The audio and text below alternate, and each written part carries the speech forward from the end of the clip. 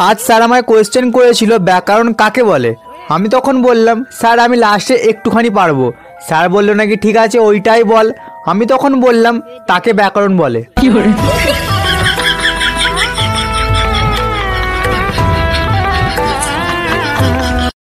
বাদাম আছে কালো চেরা চুলে চুরি মালা দিয়ে মোবাইলে বাড়ি ভাঙা দিয়ে বাদাম মোবাইলে বাড়িগুলো 5 টাকা দাম।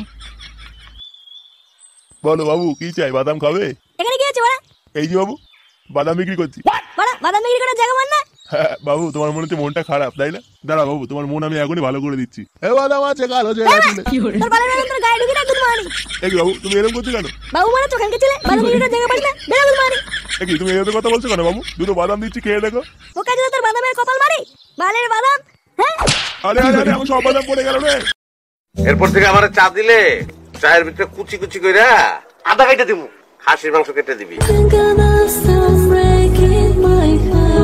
একটা বড় মগে দিবি, মাঝখানে একটা খাসির পায়ের নলি দিয়ে দিবি, ওটা দিয়ে চুমুক দিয়ে চা খামো। ভাই এটা কি চা? কাচ্চি চা।